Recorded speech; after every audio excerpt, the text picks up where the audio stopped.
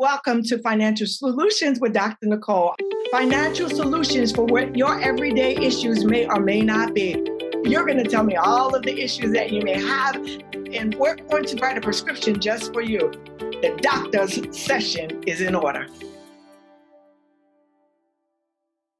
I must confess that this particular show really hits home, resonates in my own spirit because by nature, I am a servant. Today, we have Tanisha Muse and Dr. DeLacy Davis that are participating with us. What do you do when your acts of service affects your savings? I know how that feels automatically. And so I want to say welcome to you, Tanisha. Thank you for joining me at the Financial Solutions with Dr. Nicole. I know that you have a heart of a servant. And so I really wanted to delve into that. Please share with us some of the acts of service that you've been able to do over the years. Okay. So first, I work with a community garden in North Philly called Sanctuary Farms. I started out as a volunteer. I function as an advisory board member now. In addition to volunteering, we invite the community to participate in farming, but we also provide food. Over the COVID, we provided, I believe, 150 families with food for free, with fresh produce for free. So I'm excited to be a part of that. I am a doula and a birth worker. I'm a breastfeeding and peer counselor. I really volunteer. I'm formally trained. I used to have paid clients, but now I just really help when people ask me questions here and there, and I just help however I can. Sometimes I get paid, sometimes I don't. And then what else? I work with a couple of women's organizations, Rights of Passage, help women that way.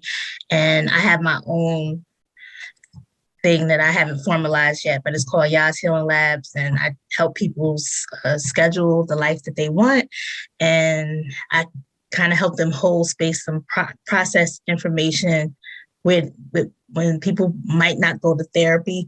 I don't function as a therapist, but I try to give them information to help them find small solutions for the problems that they think are big, and just help them navigate to where they are and identify if they should continue, if they should really seek out therapy, and just try to encourage people to get help. And I got to tell you, that by itself is a lot already. And so, how often have you found yourself sacrificing your own needs, your own wants, your own goals to be able to help someone who seems to be in a more challenging position than you?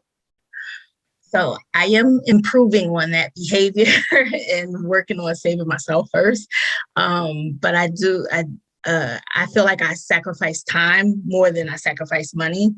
And I am much better at it for the last 2 COVID years. I have been concentrating on focusing on myself, and I hate to say it, but I mean, COVID has kind of been a blessing for me because it has carved out space for me to be able to do that and to get paid for some of the things, like to get paid for some of the things that I like to do. So, and help people at the same time. So that's been good. Well, let's dig into that. You said since COVID has kind of been a blessing for you. And so what are some of the small shifts and adjustments that you've already made? Okay. So I went from working outside the house to working inside the house full time. So that decreases my expenses from traveling and commuting. I also was able to participate. I'm a healthcare worker too. So I was allowed the opportunity to be on a volunteer program. It was a paid volunteer. It was volunteer that you didn't have to work. You can volunteer to sign up. But I was a part of the community COVID vaccine clinic.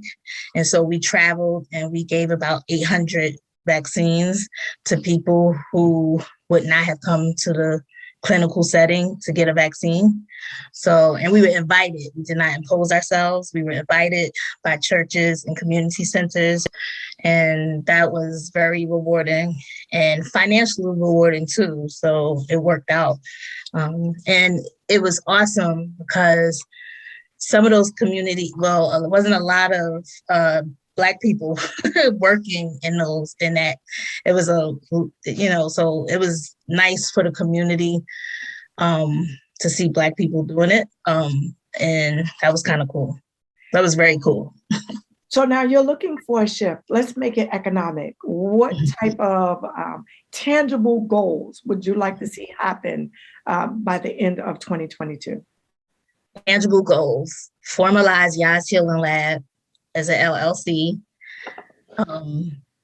Not use my 401k as an emergency fund, but actually save up cash for an emergency fund.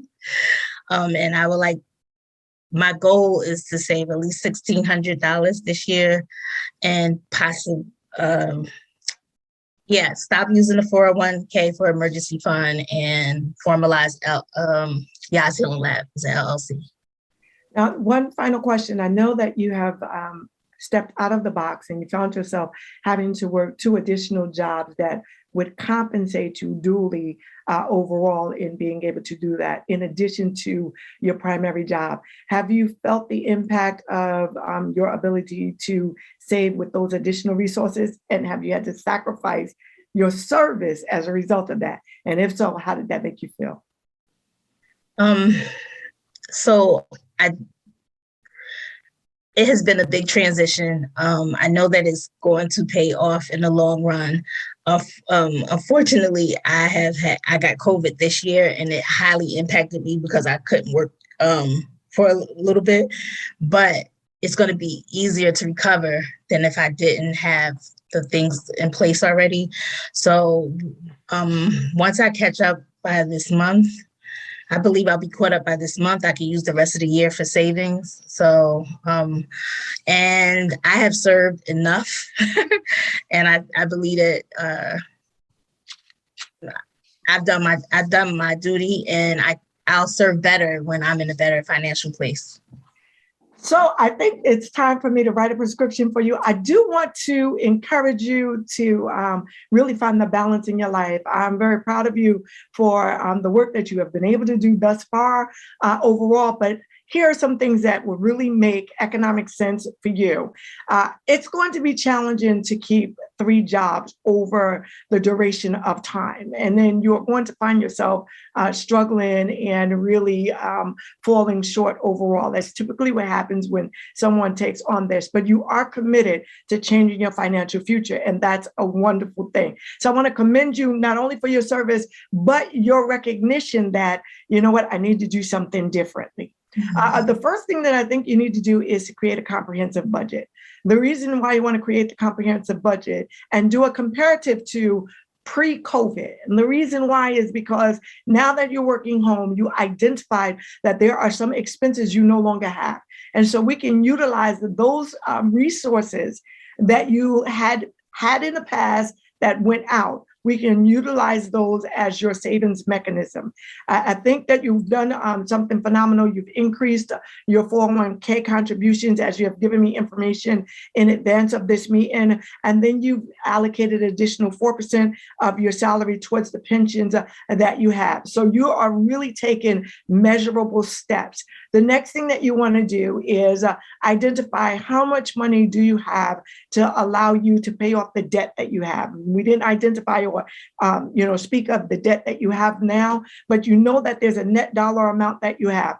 Take the dollar amounts of all 3 incomes that you have each month, and then how many times do you get paid from month to month? How many paychecks do you have? And you want to take that net amount of what it is that will reduce your debt. And then you want to take that $1,600 that you want to accumulate by the end of 2022. You want to add those numbers together. And then you want to identify how many actual paychecks you're going to receive between now and the end of the year. Mm-hmm. Once you've identified that, you take that number, and that's how much you have to earmark towards your savings and your reduction of debt. Okay. And if you can achieve that particular goal, you'll find yourself in a much stronger position financially for 2022. Now, I want you to also begin to do another thing. As you're looking at this, you may see that there are resources elsewhere. And wherever those resources elsewhere may be, then you may stagger up how much it is that you have a desire to save. There's some other areas in which we know that you want to identify in terms of formulating your business. You want to try to do that sooner than later. At the beginning of the year, whenever we go and we file our income tax returns, most Americans receive a refund overall. Make the investment into you, because your ability to serve can be monetized. And you don't want to have to give up on what it is that you're committed to doing, what you love to do. You just want to strategically reallocate your time and ensure that at least there's some economic benefit for what it is that you're doing.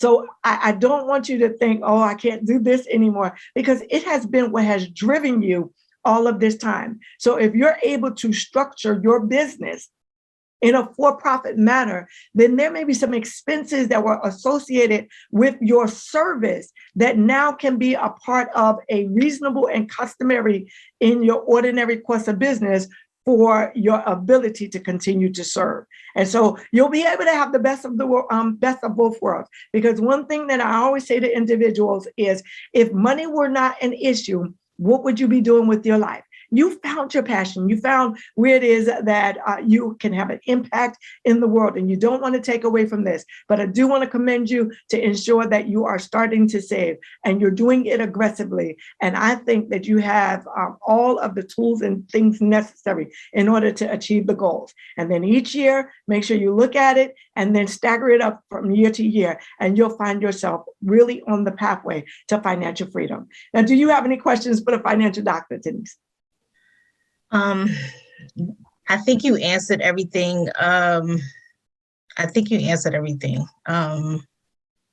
Yeah, thank you. No problem. I appreciate it. And listen, keep on serving. I love the heart of a servant. And we're in the same position. Coming up next is a very dear friend of mine. I call him one of the five. And you ought to have five individuals in your life that really showed you a mirror of who it is that you are, what it is that you do. None other than Dr. DeLacy Davis has been an amazing individual that I have known, and a true servant. And I want to welcome him to Financial Solutions with Dr. Nicole today. Hey, DeLacy, I'm going to call you DeLacy because we go way back, but do respect, Dr. DeLacy Davis is your name. How are you today, sir? I'm fine. I'm above ground. I will not complain. So I wanted to have you on today because, one, we met well over 20 years ago. Just shy of 9/11. And I want you to know, people, we met prior to 9/11 in conversation. We met face to face after 9/11. And so we went out to this really amazing Italian restaurant and we had a conversation, and it was all about service. And so I want you to tell the audience what it is that you said to me when I said, I would like to do some collaboration together. I said that you would have to give back to the community, that I would not be a vessel for folks to come through me to get to my community and take from the community and not give anything back. And that was how I conditioned our relationship with most people that I met as strangers who wanted access to the community. And you blew the doors off, but that was certainly what I said coming in, that you need to give something back. And so, it's not that I wasn't committed to giving back, but you had the heart of a servant back then. And service has always been very important to you, and you've protected the community in such a way. I want you to just share with our audience, where did that come from? What made you really take the trajectory of being the community advocate? So I think that my parents have always given. My mom took kids in from the street. My dad took people in from the streets. We always had someone living with us. My mother raised about 8 or 9 people from the community. Everybody became a cousin. So that's all I've known. I think also because my grandmother got the family run out of the South into the North because of her mouth, and because they thought she'd get everyone killed. And so we know that when we made the transition from the South to the North, our families we always took care of Southerners coming up here. And so it was just a part of what I grew up seeing and understood to be normal. Wow. So one of the things that and reasons why I wanted to have you on today is because I've seen you take in individuals from all walks of life, different ages, and I've seen you sacrifice. So again, you're a close friend of mine. And I know when you've been going through some challenges and when serving the community has not always been economically beneficial. I want you to talk about, if you don't mind, some of the most challenging times in your life where you never stopped serving, but it sure did hurt you in your pocketbook. Oh, absolutely. I think, yeah, right. I think when I was terminated from a position, well, I was retired from the police department and they blocked my pension for 10 months. They literally refused to release it after 20 years of service. And I had to fight and sue them to get my pension released. So for 10 months, I had no income and I had bills that were still coming in and trying to figure out how to survive. So that was the first time. The second time I was terminated from a position of a school leader at a public school.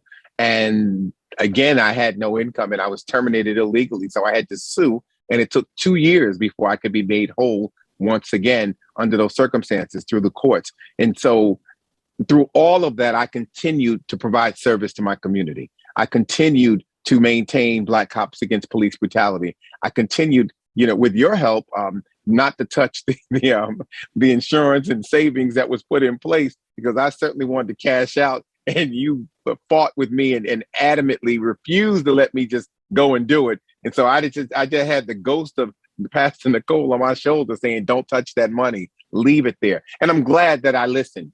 Because at the time I needed it, but it was absolutely beneficial and it has benefited me and my family and it will benefit us in the long run. Somewhere along the line, a few years ago, you decided to pursue your doctorate. And we kind of went to school at the same time. So, just share that level of journey and how did you expect that to really bolster your ability to focus on your own personal savings? Certainly. So I felt that getting my doctorate would be value added. And so I got an education doctorate, St. John Fisher College, Rochester, New York. I went to school every other weekend for 3 years, 2.5 years, and came out of there with flying colors. But I also was a social justice school. So I pursued research in police use of force, examining factors relating to police officers shooting unarmed Black males. And because I knew when I formed Black Cops Against Police Brutality in 1991, as hateful as this sounds, I knew that I had found a niche market.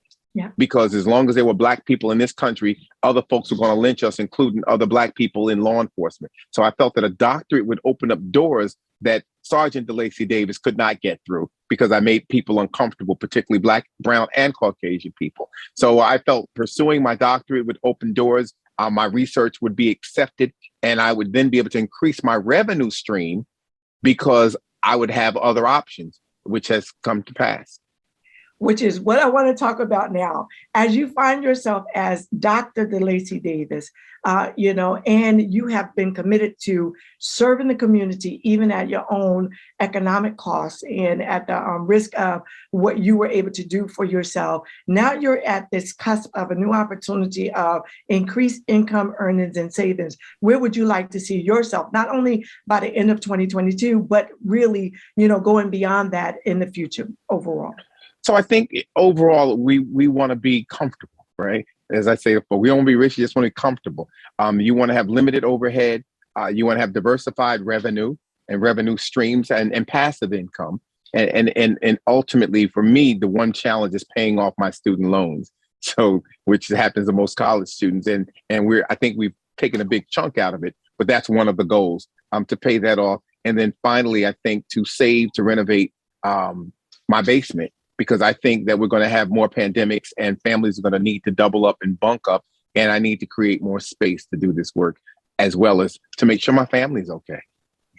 So I'm going to give you a financial prescription. I don't know if you guys understood. DeLacy and I go, when I tell you that our lives mirror each other. So it's almost always the advice that I need to give to him, I ought to take for myself. Because if anyone was paying attention, DeLacy, you basically said, well, I'm going to keep on serving. I just need to increase my income so that I can keep on serving. So That's where we come from overall, and that's probably why you're one of my best friends, and I absolutely love you for it. And so here's the prescription that I have for you. Given that we are in the same boat, and we have the same parameters overall. Well, first of all, I know the first thing you're not going to do, you're never going to stop serving. So we thank God for that. And one of the things that I do love is that the Lord is our provider. But we do have to use wisdom in the decisions that we make moving forward.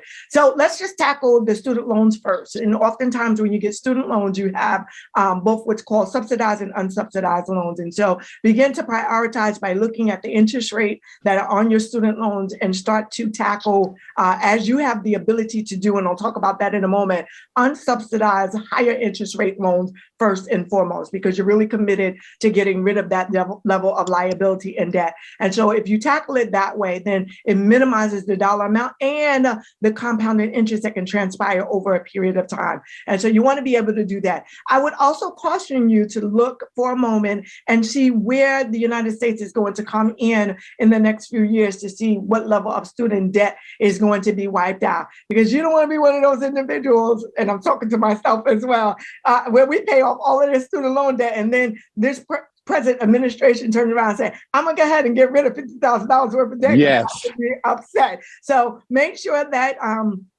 you're doing that as well. The other thing is that you were able to set up, your own consulting firm. And that consulting firm is a great revenue generator, but it is also a beneficial tax conduit for you. And that's the one thing that when you continue to increase your earnings potential and you continue to, go throughout the country, you're going to get what's as 1099 income.